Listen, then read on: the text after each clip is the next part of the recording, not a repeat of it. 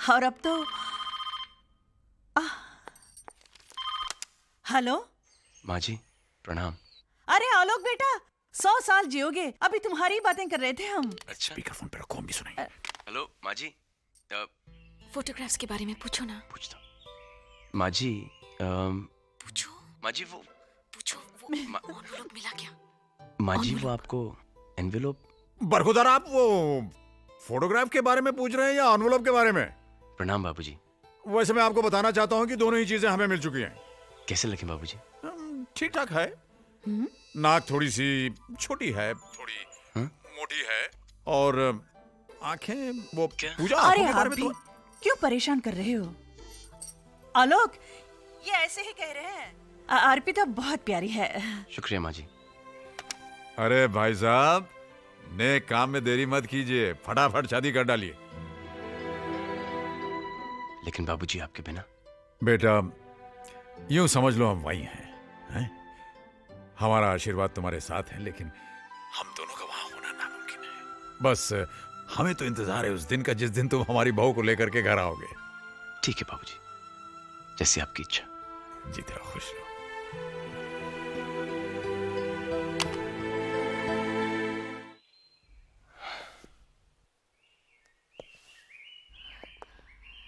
क्या हुआ? क्या कहा उन्होंने?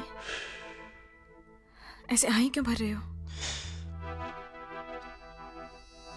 मुंह क्यों फुला रहे हो? बताओ ना, क्या कहा? ये कहा कि नाक से नकचड़ी दिखती है। हाँ? अगर होठ होते तो क्या बात होती? ये किसने कहा? नाक वाला माँ जी ने और होठ वाला बाबूजी ने। और आंखों के बारे में तो आंखों के बारे में ये कहा कि क्या? तुम्हारी आंखों से तुम्हारा दिल दिखता है, जिसमें मेरी तस्वीर छपी हुई है। ये किसने कहा? दोनों ने। और ये भी ऑर्डर आया है कि जल्द से जल्द शादी कर लें।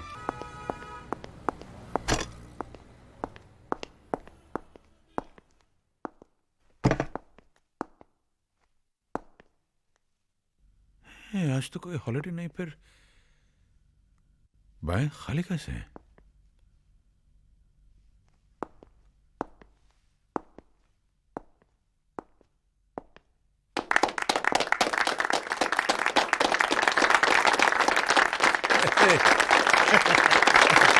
ये सब क्या है?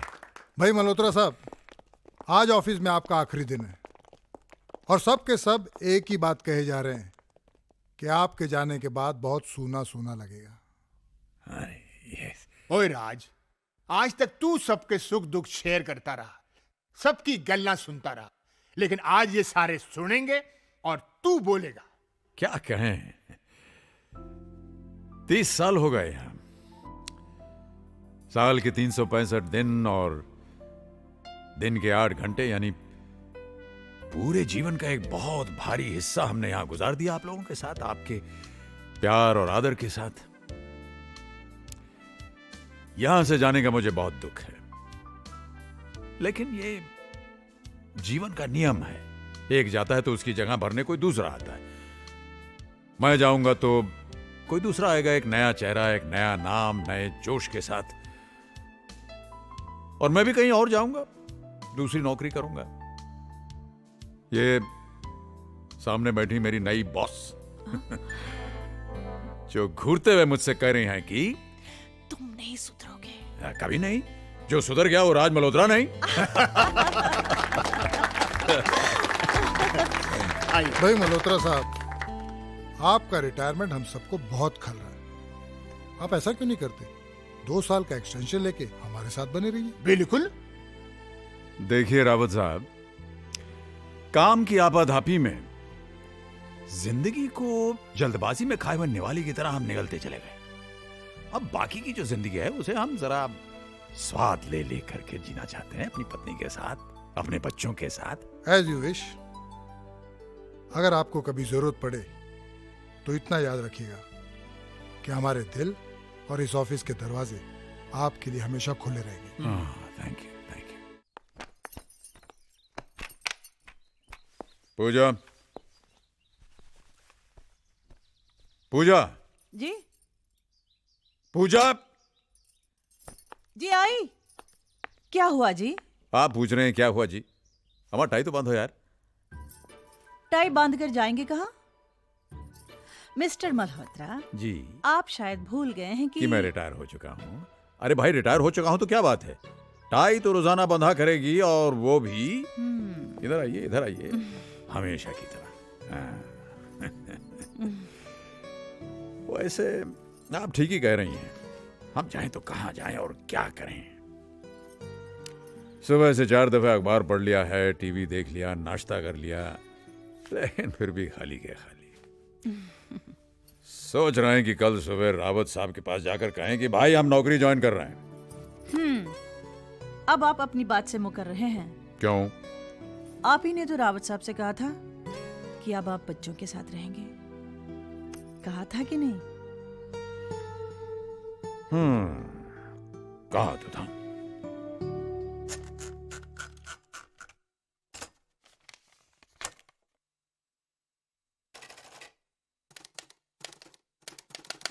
प्रिय बेटा, बहुत बहुत प्यार। हम और तुम्हारी मम्मी तुम सबको बहुत याद करते हैं, हम कुछ ज्यादा ही, क्योंकि हमारे पास अब वक्त ही वक्त है। हम रिटायर हो चुके हैं बेटा, और अब हम अपनी आगे की जिंदगी के बारे में कुछ फैसले लेना चाहते हैं। हम चाहते हैं कि तुम लोग इसमें हमारी मदद करो। अगले हफ्ते होली है, अगर तुम लोग आ जाओगे तो हमारी होली भी रंगीन हो जाएगी और कुछ बातें भी हो जाएंगी। बहुत बहुत प्यार, पापा।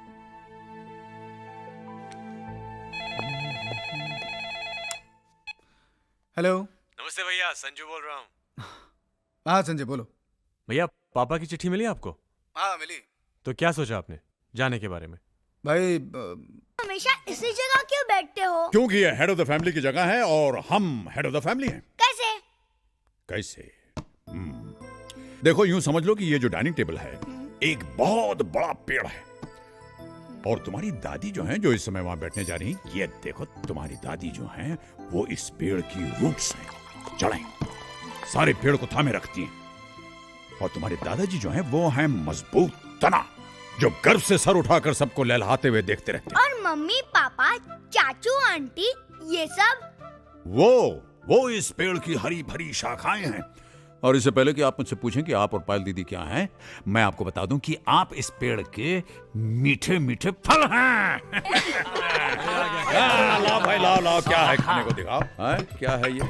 अरे वाह माँ, बादाम का हलवा। हाँ, अरे ये ढोंगा तो मेरा है, किसी को नहीं मिलेगा। Mom, this is not fair. अब छोड़ो ना रोहित भैया, सब जानते हैं कि शाखा प्रमुख अज्जू भैया मॉम के सबसे फेवरेट हैं। आप फिलहाल पानी से काम चलाइए। ये वाव मॉम, फिरनी। देखो, घबराओ मत, मैंने सबके लिए कुछ न कुछ स्पेशल बनाया है। अरे भाई, हमारे लिए? जो हमसे बच जाए वो आपका। अच्छा।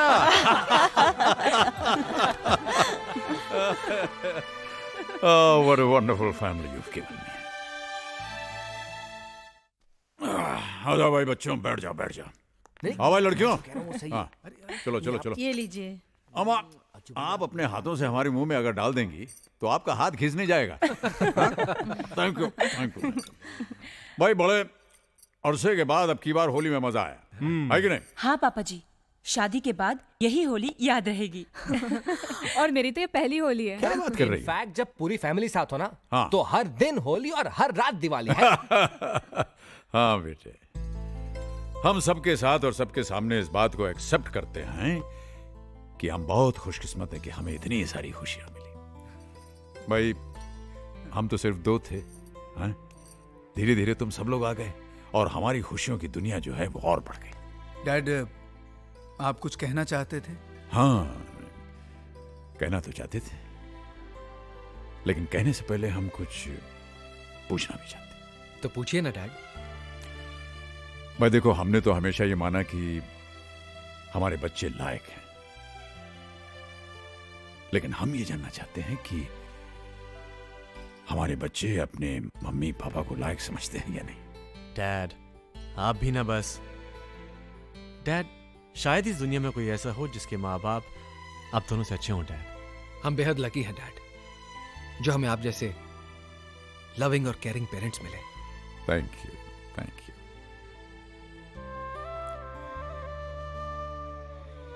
अब हम अपनी बात कर सकते हैं। बात मुख्तसर सी है। देखो, पिछले 40 सालों में हमने जो कुछ भी जमा किया, उसे अगर हम खर्च करना चाहें तो हिसाब ये बनता है कि फैमिली की जरूरतें पूरी करने के लिए ये जो हम जद्दोजहद कर रहे थे, इसमें हम लोग साथ होकर के भी साथ रह नहीं पाए। हमें तो पता ही नहीं चला कब तुम लोग बड़े हो गए और अपनी अपनी दुनिया में खो गए।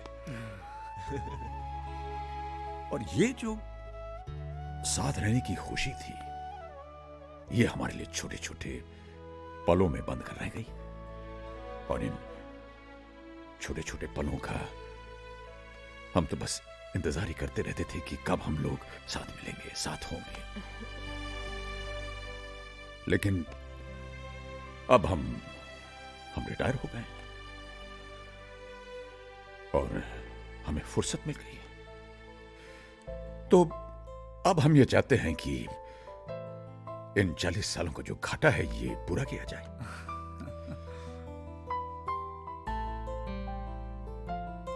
तुम लोगों को प्यार देकर,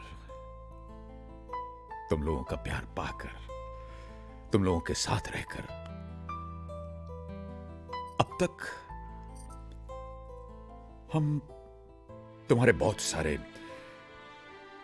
फैसले जीवन के करते हैं। लेकिन अब हम चाहते हैं कि तुम लोग हमारी जिंदगी का फैसला करो।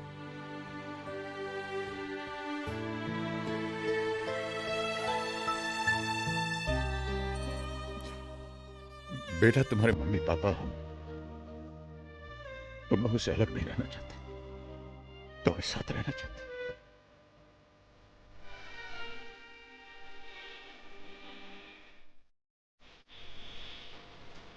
अब तुम लोग ये डिसाइड करो कि कब, कहां और किसके साथ हम रहेंगे।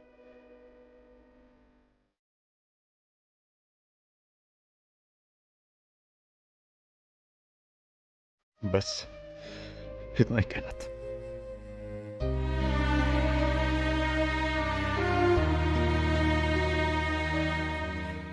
आपस में बात करना चाहते हैं। नहीं, करो करो, हम लोग बाहर चले जाते हैं। चलो पूजा, बच्चों को काम करने दो।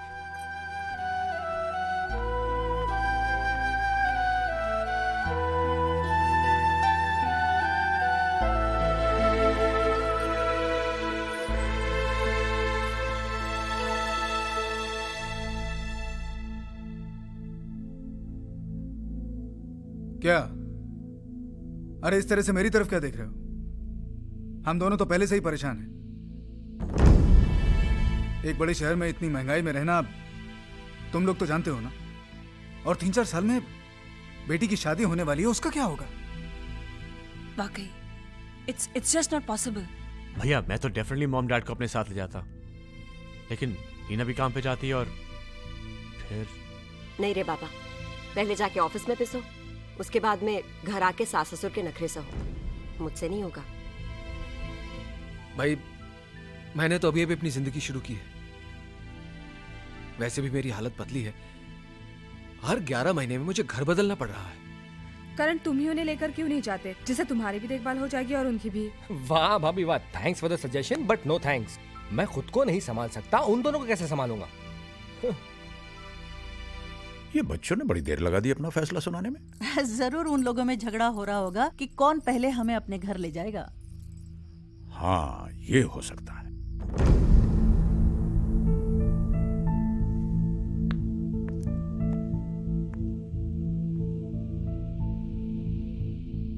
कुछ सोचा है?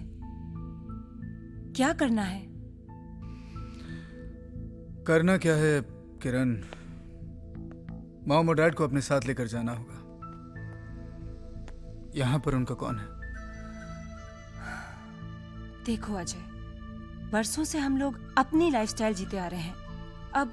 अब अचानक नई शुरुआत करना कोई मजाक है? एक मिनट, क्या ऐसे नहीं हो सकता कि मम्मी डैडी यहीं रहें और जिससे जो हेल्प हो सके वो कर दे? ये क्या कह रही हो भाभी? डैड और help, he will never accept. एक आइडिया है, ऐसा करते हैं कि भैया आप मम्मी को अपने साथ ले जाएं और मैं पापा को ले जाऊंगा। फिर 6 महीने बाद पापा रोहित के यहाँ चले जाएंगे और मम्मी करण के यहाँ। इस तरह वो हम सबके साथ रह भी पाएंगे और किसी पे ज्यादा बर्डन भी नहीं पड़ेगा। क्यों, कैसा लगा आइडिया? एकदम फ्लॉप आइडिया है भैया। आप लोग अच्छी तरह से जानते हैं कि मॉम और डैड एक दूसरे से अलग होने के लिए बिल्कुल राजी नहीं होंगे। यही तो मेरे हस्बैंड के आइडिया का मेन पंच है। ना ही मम्मी पापा एक दूसरे से अलग रहने को राजी होंगे, ना हमारे साथ आके रहेंगे। बात वहीं की वहीं खत्म। एग्जैक्टली। Very good. वो अपने घर पे खुश और हम अपने। लो आगे। सॉरी डैड, आप लोगों को इतना इंतजार करना पड़ा। एक्चुअली डैड, हम लोग ये डिसाइड ही नहीं कर पा रहे थे कि पहले कौन आप लोगों को अपने साथ ले जाएगा। हाँ, वो करण तो कहने लगा कि अगर मम्मी पापा बारी बारी हर एक के साथ रहेंगे तो इसका नंबर तो 2 साल के बाद आएगा। ऑफ कोर्स, मैं इतना क्यों वेट करूं? हाँ ए करण, तू कहां से बीच में आ गया? तुझसे पहले मैं हूँ। जी तो चाहता है कि मम्मी पापा को चुराकर मैं ही रख लूं हमेशा के लिए। तो सबकी फीलिंग्स को ध्यान में रखते हुए हमने ये तय किया है कि पापा मेरे साथ रहेंगे, मम्मी किरण के साथ रहेंगी। फिर 6 महीने के बाद पापा रोहित के साथ और मम्मी करण के साथ रहेंगी। इस तरह से आप दोनों का प्यार हम सब में बढ़ता रहेगा। क्यों, ठीक है ना?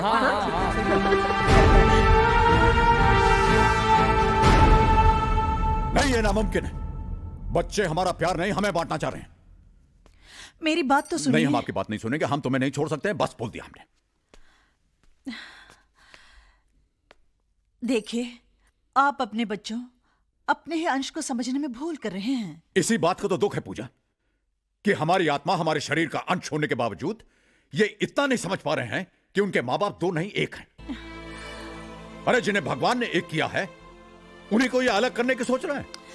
ऐसा नहीं है जी। हमें आपकी कोई बात नहीं सुननी है। जाओ, जाकर अपने बच्चों से कह दो कि हम जहां हैं, जिस हाल में हैं, खुश हैं। न कल हमें उनके सहारे की जरूरत पड़ी थी और ना आज पड़ेगी। कैसी बातें कर रहे हैं आप? उनकी गलती ही क्या है? बरसों तक हमारे प्यार के लिए तरसते रहे। अब वही पाने के लिए उन्होंने कोई रास्ता ढूंढा है, तो आप इतने नाराज क्यों हो रहे हैं? देखिए, आप अपने बच्चों की नीयत पर शक मत कीजिए, उनका दिल मत तोड़िए। आपको मेरी कसम। Seena, don't do this to me. तुम अच्छी तरह जानते हो कि तुम्हारी ये कसम, तुम्हारे आंसू मुझे कमजोर बना देते हैं।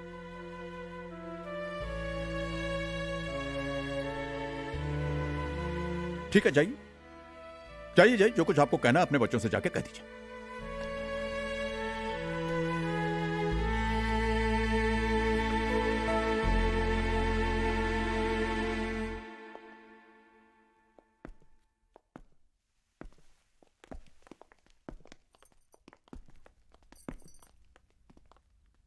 हमें तुम्हारा फैसला मंजूर है बेटा। बता देना कब और कहां जाना है।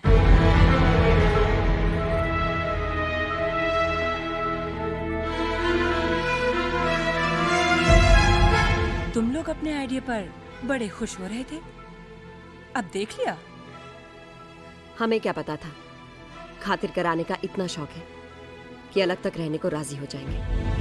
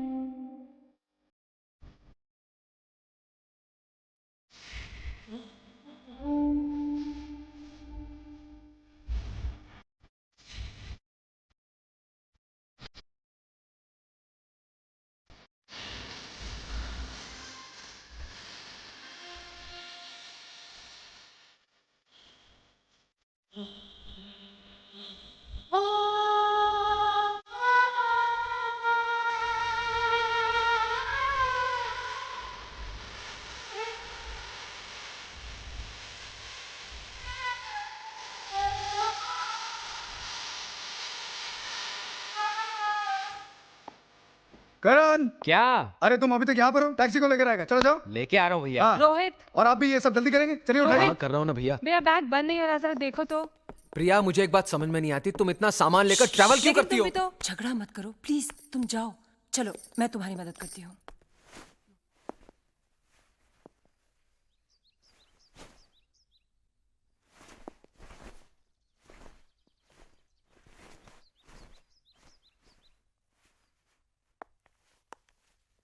टाई बांध दूं? आज से मैं टाई नहीं बांधने वाला हूं, कभी नहीं।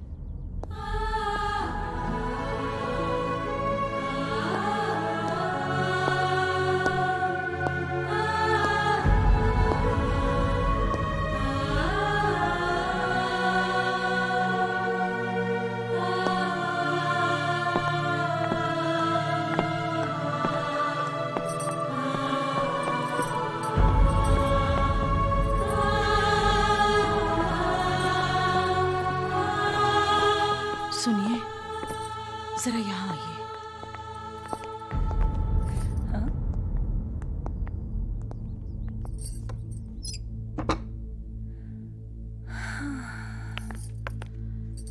देखो, मैं वहां नहीं होंगी। वक्त पर दवाइयां लेते रहना। ठंडी चीजों से आपको एलर्जी है, बदपरहेजी मत करना। राम अवतार भाई साहब कहते हैं, रुद्राक्ष अगर दिल के पास हो तो ब्लड प्रेशर नॉर्मल रहता है। मेरे दिल के पास तो तुम पूछो, इस रुद्राक्ष किसी और चीज की मेरे दिल में जगह नहीं। तुम नहीं सुधरोगे। हाँ, हम नहीं सुधरेंगे, पूछो।